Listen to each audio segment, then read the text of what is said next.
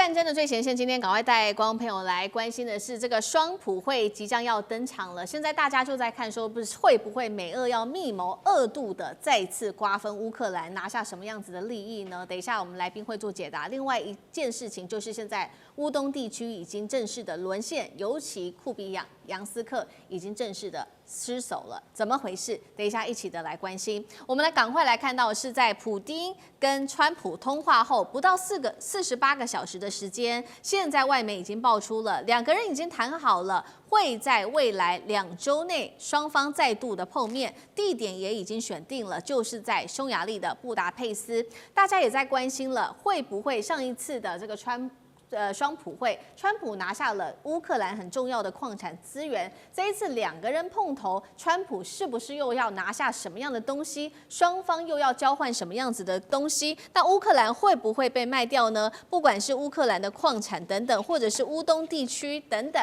会不会都给了俄罗斯呢？到底会来交换什么？杨老师怎么看？现在在整个俄乌战争的情况，战场的情势其实非常清楚，俄罗斯占极大的优势。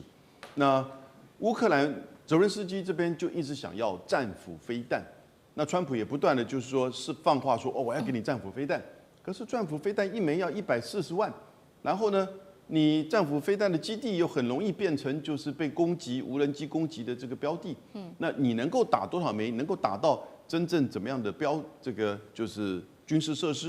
如果真的打到俄罗斯的能源设施，俄罗斯会不会这个怒的反击进入到北约，有没有这种可能性？结果果然，我发觉都是在演戏。因为现在他们2个通话，那川普也说不会给你战斧飞弹。现在另外一个讯息是得到什么？川普跟印度的莫迪通电话，那他对外公开的说，莫迪已经承诺不要再多买俄罗斯的石油。那可是，在印度的外交部却没有承认这个事情，也没有否认这个事情。不过以现在的国际的油的价格不断的在下降，我们看到布兰顿的这个原油大概61块美元，西德州大概是57块美元，所以油不断的下降，显现什么东西？在地缘政治上显现一个什么？战争的情势在缓和当中，油价才会下降。那目前油价下降是不是显示了从加沙到俄乌战争这个情势会缓和？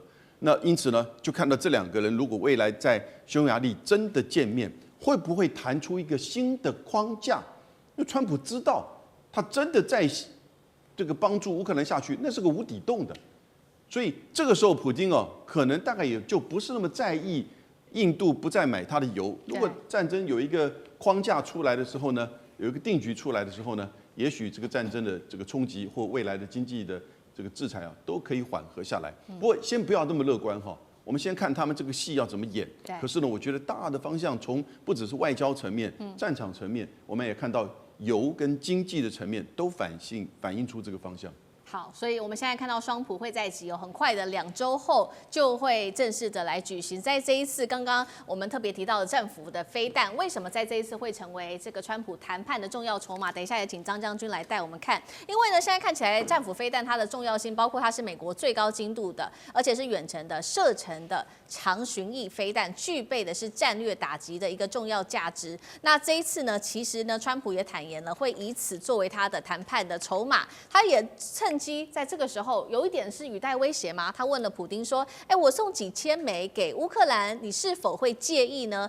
当然了，这克里姆林宫是立刻的回击警告，他告诉美国说：“如果你敢援助乌克兰战斧的飞弹，那么会破坏和平进程，会导致这一次的局势持续的升温。”张将军怎么看？到底这个飞弹有多致命？川普为什么把它当做一个重要筹码？我认为这个要打这个战斧巡弋飞弹这个牌，我认为效果还是有限，有效果，但是还是有限。因为战斧，但是为什么很重视战斧？因为战斧它有3个特色：精准度很高 ，GPS 跟惯性导航双重定位，所以打哪个目标几乎就可以命中。它就是这个精度非常高。这个我们讲到的圆周弹道误差很小，就是可以命中目标的意思。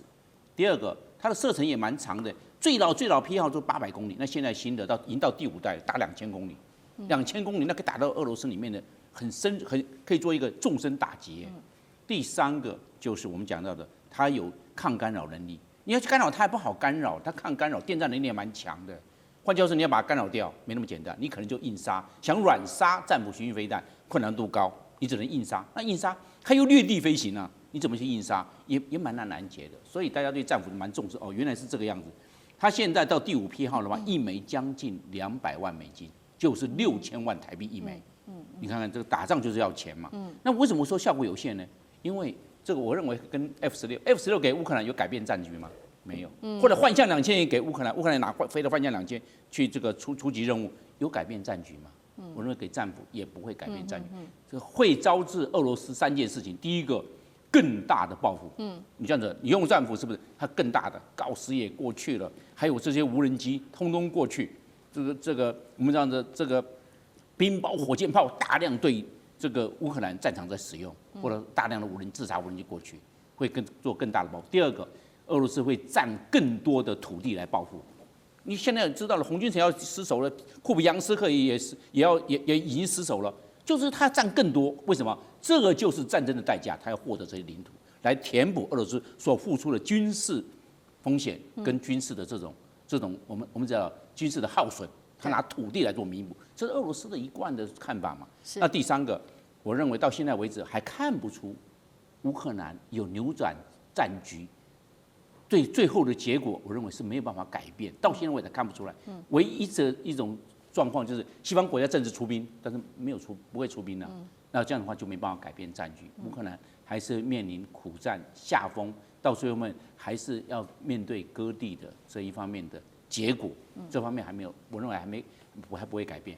好，我们现在刚刚看到是在政治外交上面，美俄之间的互相角力。不过我们来看到实际的战场，现在俄乌的战场的第一线又是如何？确实，现在乌克兰可以说是节节败退，尤其今天要来关心到的就是在乌东这边了。俄罗斯现在猛烈的攻击乌东地区，结果造成了库皮扬斯克40个村庄，乌军已经确定并且宣布了，大家赶快全面撤离吧，因为防线已经几乎崩溃了。另一方面，我们看到俄罗斯则是打得非常的剧烈哦，这个前线的伤亡虽然是已经站到最前线，但是它的伤亡竟然是不断的在下降。那来自于英国的情报做了一个分析，代表他们说呢，俄罗斯已经逐渐掌握在前线的一个打仗的节奏，不再打的是人海战术，而是包括了用远程炮火跟无人机都可以做精准打击，展开了这种非接触式的战争。接下来乌东会不会沦陷，已经成为定局了吗？厉将军怎么看？我们经常讲一句话，你在战场上面得不到的哦，那你也不要想要在谈判桌上面得到。那这次来讲的话，当然这个普京跟川普两个准备在匈牙利布达佩斯来谈判，那我们当然要看战场的一个情况到底是什么样。其实他们两个人哈是在今天早上的时候突然通了第8次通电话，而且讲了2个半钟头。你刚刚讲这个战斧巡弋飞弹，就是在今天早上他们2个通话过程之中。这个川普跟这个普京讲的这句话哈，那第二个来讲的话，他们2个在这个今天早上通完电话之后，大概明天还是后天，川普要见这个泽伦斯基啊，泽伦斯基要去白宫，他就是去那边就是要这个战斧巡弋飞弹，但是川普已经讲明，已经有讲这种话出来，就是我美国自己也需要，我不能将我的资源耗尽，那一枚是很贵的，所以看出来川普又开始踏过了，在战场上面他已经又开始退缩了。那库比扬斯克，这场战役确实是，其实在2022年的时候，这个俄乌开始开战的时候，俄军就曾经攻占过这个地方。那这个地方在哪里呢？是顿巴斯的北边。这个地方攻下了以后，紧接着下一个目标就是红利曼跟伊久姆，然后再来就是哈尔科夫。哈尔科夫是乌克兰的第2大城市，就直接可以威胁到这个哈尔科夫第2大城哈。那后来那是因为这个扎卢日内就是这个乌克兰的总司令，当年来讲的话，他组织了一场反攻，在北约的支援之下，他组织了一场反攻，将这个地方俄军推回去。那俄军也很厉害，他这次战略来讲的话，这个我也蛮佩服。他有一个战略叫做什么？就是留得青山在，不怕没柴烧。他主动后退了。他就不打了，我直接后退，保留他的有生战力。这时候他又打回来，今年他又打回来，库皮扬这个，所以这个地方战场上面是战略要点。我们从这个双方来讲的话，这次的战争双方这个争夺反复的夺取就会看出来这个地方的一个重要性。那目前来讲乌克兰紧急下令撤离40个村庄。我这边要提醒大家，不是撤离40个村庄的老百姓是撤离这40个村庄里面的乌军因为老百姓你没什么好撤离的嘛。当然我就是撤离乌军。这次这个我觉得泽伦斯基也学乖了，他以前几次的战役，他不管是这个都是打到最后，他为了争取这个北约的军援，他都叫他部队死守在这里面，我们称之为绞肉机的战争，所以说造成他很大的伤亡，最后都是全军覆没然后没有保存他的战力。那这次来讲的话，他其实已经从北边、东边跟南边已经被俄军包围了，然后他这个时候赶快紧急撤离，那总共有5个旅的兵力赶快撤离，来保存他有生战力。那他可能会在后面195或者红利曼这一线组织第2线的防御阵力就军事来讲，这个动作是对的。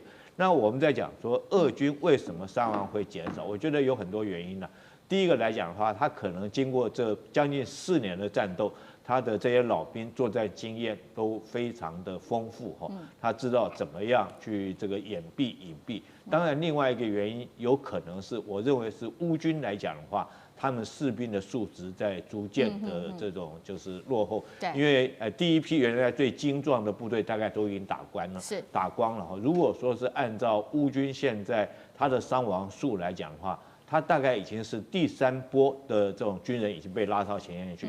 那士兵的素质一定是一代不如一代嘛，你没有经过很专业的训练，或没有经过这个很长时间的磨练来讲，你贸然叫他到战场上面，那他当然他的作战效能就会减低，当然对俄军的造成的伤亡就会降低。所以我觉得很大一个因素可能是乌军代表他们的战力已经逐步在下降。好，谢谢厉将军。尤其在乌东地区，现在乌克兰可以说是节节败退那现在，所以也在此刻呢，乌克兰开始指控了，他把这个错也一起怪给了中国大陆。他说，大陆你一直在帮助俄军做这个小型的雷达，用来防御我们来自于乌克兰的无人机。当然了，中方已经做了最新回应，他说这只是民用的安防设备，网络上俄罗斯随时都可以自己买得到也代表了说现在也是这个 AI 战争的一个重要的一个关键点了吗？聂老师怎么看 ？OK， 我觉得这个事件是这样子那个你知道有人杀了人，但是呢，他不是他杀，就是有人在地上捡到一把刀，他就会说这个刀就是你的，就是你杀的人。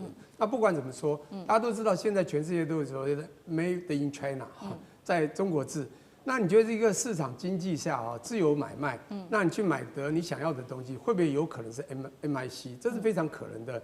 那你要知道这个当然，从获利的角度，这个大疆也好，或任何一个无人机制造的这个我们对岸的这无人机公司，它当然想要创造获利，要尽量卖，而且他们的生产速度、生产效率真的太快了，因此全世界都有卖出。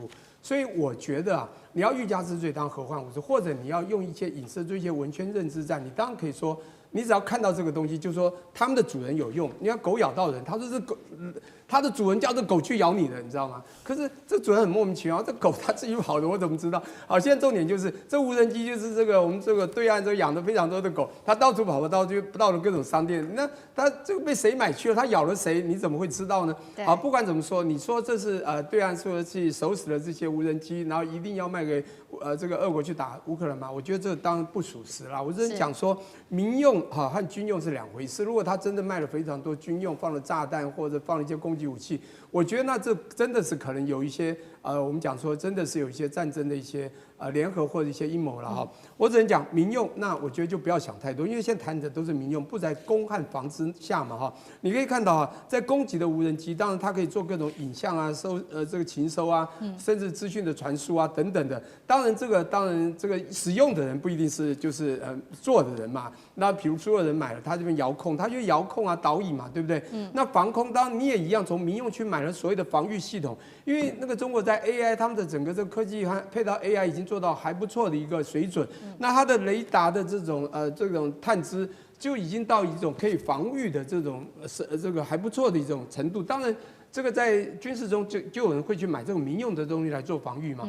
所以从这个角度来讲，它是可以用在军事上也可以被用到，即便是民用的，也可以发挥它的作用。但是不能因为这样子，你说啊买了谁的东西，就我刚刚那个形容，你可以理解的，就是这狗咬了，你不能说是一定是那个老板这个主人叫狗去咬的。是，谢谢聂老师。那我们休息一下，马上回来。地缘政治、美中之争、战略价值、强权崛起、小国生存，现在与未来共